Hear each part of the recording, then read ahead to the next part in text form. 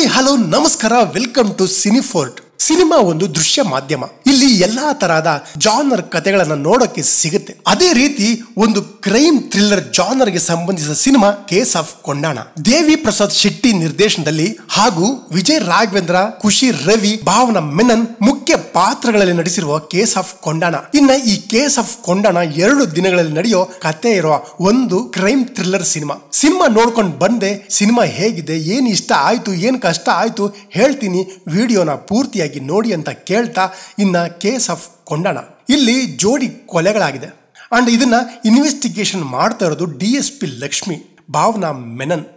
ಇನ್ನ ಲಂಚ ಕೊಟ್ಟು ಹೊಸದಾಗಿ ಅಸಿಸ್ಟೆಂಟ್ ಸಬ್ ಇನ್ಸ್ಪೆಕ್ಟರ್ ಆಗಿ ಅಪಾಯಿಂಟ್ ಆಗಿರೋ ವಿಲ್ಸನ್ ವಿಜಯ್ ರಾಘವೇಂದ್ರ ಅವರು. ಇನ್ನ ವಿಲ್ಸನ್ ತಂದೆ ರಂಗಾಯಣ ರಘು ಇವರಿಗೆ ತಮ್ಮ ಹಳೆ ಮನೆ ಅಂದ್ರೆ ತುಂಬಾನೇ ಲವ್, ಅದರದೇ ಆದ ಕಾರಣಕ್ಕೆ. ಇನ್ನ ಪಾನಿಪುರಿ ರಾಜು ಅವನ ಮಗನಿಗೆ ಇರೋ ಆ ಒಂದು ಕಾಯಿಲೆ ಅಂಡ್ ಆ ಕಾಯಿಲೆಯ ಟ್ರೀಟ್ಮೆಂಟ್ ಗೆ ಹೆಲ್ಪ್ ಮಾಡೋ ಡಾಕ್ಟರ್ ಅಂದ್ರೆ ಅದು ಖುಷಿ ರವಿ ಅವರು. ಇನ್ನ ಇಲ್ಲಿ ಹಲವಾರು ಆಯಾಮಗಳು ಮತ್ತು ಘಟನೆಗಳು, ಅಲ್ಲಿ ನಡೆಯೋ ವಿಷಯಗಳು, ಇದಕ್ಕೆಲ್ಲ ಕಾರಣವಾಗಿರೋದು ಮಾತ್ರ ಆ ಕೊಂಡಾಣ ಅನ್ನೋ ಏರಿಯಾ. ಅಂದ್ರೆ ಇಲ್ಲಿ ಮೂಲ ಕಥೆಯ ಜೊತೆಗೆ ಹಲವು ಉಪಕಥೆಗಳನ್ನ, ಅಂದ್ರೆ ಇಲ್ಲಿ ಬೇರೆ ಬೇರೆ 4 ಟ್ರ್ಯಾಕ್ ನಲ್ಲಿ ಕತೆ ಸಾಗೋದು. ಆ ಎಲ್ಲ ಕತೆಗಳು 4 ಟ್ರ್ಯಾಕ್ ಒಂದೇ ಜಾಗಕ್ಕೆ ಬಂದು ಕನೆಕ್ಟ್ ಆಗೋದು ಇಲ್ಲಿಗೆನೆ. ಇನ್ನ ವಿಲ್ಸನ್ಗೆ ಸಿಕ್ಕಾಬಟ್ಟೆ ಕೋಪ. ಇವನ ಮಾತಿಗಿಂತ ಇವನ ಕೈಯೇ ಜಾಸ್ತಿ ಮಾತಾಡುತ್ತೆ. ವಿಲ್ಸನ್ ASI ಆಗಿ ಅಪಾಯಿಂಟ್ ಆದ ಮೊದಲ ದಿನವೇ ನಡೆಯೋ ಆ ಒಂದು ಘಟನೆ ರೌಡಿ ಗ್ಯಾಂಗ್ ಪೊಲೀಸರ ಹಿಂದೆ ಬೀಳೋ ಹಾಗೆ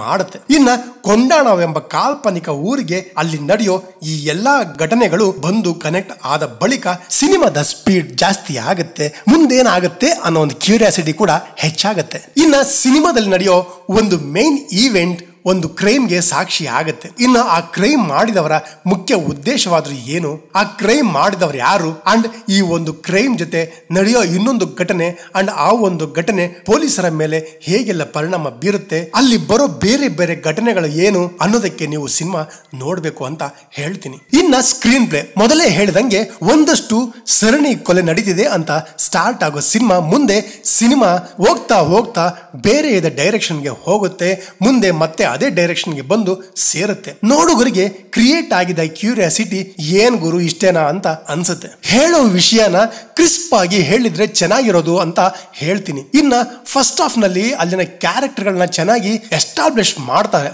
ಇನ್ನ ಸೆಕೆಂಡ್ ಹಾಫ್ ನಲ್ಲಿ ಆಗಲೇ ನಡೆದಿರುವ ಘಟನೆಗಳಿಗೆ ಉತ್ತರ ಕೊಡೋ ಪ್ರಯತ್ನ. ಸ್ಕ್ರೀನ್ ಪ್ಲೇ ಫಾಸ್ಟ್ ಆಗಿದೆ. ಈ ಎಲ್ಲಾ ಕ್ಯಾರೆಕ್ಟರ್ ಗಳ ಕಥೆಗಳನ್ನ ಒಂದು ಕಡೆ ತರೋ ಪ್ಲೇಸ್ಮೆಂಟ್ ಚೆನ್ನಾಗಿದೆ. ಇನ್ನ ಇಲ್ಲಿನ ಕಲಾವಿದರು ಅವರಿಗಿರುವ ಕ್ಯಾರೆಕ್ಟರ್ಗಳನ್ನ ಸೊಗಸಾಗಿ ನಿಭಾಯಿಸಿದ್ದಾರೆ.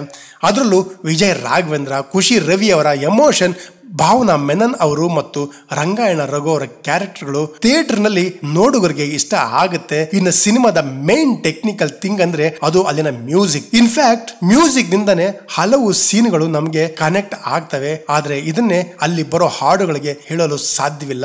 ಬರೋ 2 ಹಾಡುಗಳು ಅಷ್ಟೊಂದು ಇಂಪ್ಯಾಕ್ಟ್ ಮಾಡಲ್ಲ. ಇನ್ನ ಅಲ್ಲಿನ ಸಿನಿಮಾಟೋಗ್ರಫಿ ಮತ್ತು ಲೈಟಿಂಗ್ ಒಂದು ಕ್ರೈಮ್ ಥ್ರಿಲ್ಲರ್ಗೆ ಹೇಗ್ ಬೇಕೋ ಹಾಗೆ ಮಾಡಿರೋ ಕಂಪೋಸಿಷನ್ ಇಷ್ಟ ಆಯ್ತು. DOP ವಿಶ್ವಜಿತ್ ಅವರ ಕೆಲಸ ಸೊಗಸಾಗಿದೆ. ಇನ್ನ ಸಿನಿಮಾದ ಎಡಿಟಿಂಗ್ ಕೂಡ ಚೆನ್ನಾಗಿದೆ. ಆದ್ರೆ ಅಲ್ಲಿನ ಸ್ಲೋ ಮೋಷನ್ ಶಾಟ್ ಗಳನ್ನ ಕಡಿಮೆ ಬಳಕೆ ಮಾಡಿದ್ರೆ ಇನ್ನೂ ಚೆನ್ನಾಗಿರೋದು ಅಂತ ನನ್ನ ಒಪಿನಿಯನ್. ಇನ್ನ ಇಲ್ಲಿ ಫೈಟ್ ಸೀನ್ ಗಳಿದಾವೆ, ಆದ್ರೆ ಯಾವುದೇ ಹೀರೋಯಿಸಮ್ ಇಲ್ಲ. ಇನ್ನ ಸ್ಕ್ರೀನ್ ಪ್ಲೇ ನಲ್ಲಿ ಯಾವುದೇ ತರ ಉಲ್ಟಾ ಪಲ್ಟಾ ಮಾಡದೆ ಸ್ಟ್ರೈಟ್ ಆಗಿ ಕತೆ ಹೇಳಿದ್ದು ಇಷ್ಟ ಆಯ್ತು. ರೌಡಿಸಮ್, ಕತ್ತಿಯಲ್ಲಿ ಕತ್ತರಿಸುವ ದೃಶ್ಯಗಳಿದ್ರು ನೋಡುಗರಿಗೆ ಕಷ್ಟವಾಗದ ರೀತಿಯಲ್ಲಿ ತೆರೆ ಮೇಲೆ ತಂದಿದ್ದಾರೆ ನಿರ್ದೇಶಕರು. ರಕ್ತಪಾತವಿದ್ರು ತೆರೆ ಮೇಲೆ ರಕ್ತವನ್ನ ತೋರಿಸದೆ ದೃಶ್ಯಗಳಲ್ಲಿ ಕನ್ವೆ ಮಾಡಿದ್ದು ಇಷ್ಟ ಆಯ್ತು. ಇದಕ್ಕೆ ನಿರ್ದೇಶಕರಿಗೆ ನಾನು ಥ್ಯಾಂಕ್ಸ್ ಹೇಳ್ತೀನಿ. ಇನ್ನು ಕಾಮಿಡಿ ಅಥವಾ ಲವ್ ಜಾನರ್ ಸಿನಿಮಾಗಳನ್ನ ಇಷ್ಟ ಪಡೋರಿಗೆ ಈ ಸಿನಿಮಾ ಇಷ್ಟ ಆಗಲ್ಲ. ಅಂಡ್ ಕ್ರೈಮ್ ಥ್ರಿಲ್ಲರ್ ಸಿನಿಮಾ ಇಷ್ಟ ಪಡೋರು ನೋಡಬಹುದಾದ ಸಿನಿಮಾ ಅಂತ ಹೇಳ್ತೀನಿ. ಇನ್ನ ಥಿಯೇಟರ್ ಅಲ್ಲಿ ಸಿನಿಮಾನ ನೋಡಬಹುದು. ಥ್ರಿಲ್ಲರ್ ಸಿನಿಮಾ ಇಷ್ಟ ಪಡೋರು ಖಂಡಿತವಾಗಿ ಒಂದ್ಸಾರಿ ನೋಡೋಕೆ ಏನು ಅಭ್ಯಂತರ ಇಲ್ಲ. ಥಿಯೇಟರ್ ನಲ್ಲಿ ಫೀಲ್ ಕೊಡುತ್ತೆ ಅಂತ ಹೇಳ್ತೀನಿ. ನನಗೆ ಸಿನಿಮಾ ನೋಡಿ ಹೇಳಬೇಕನ್ಸಿದ ವಿಚಾರಗಳು ಇಷ್ಟು.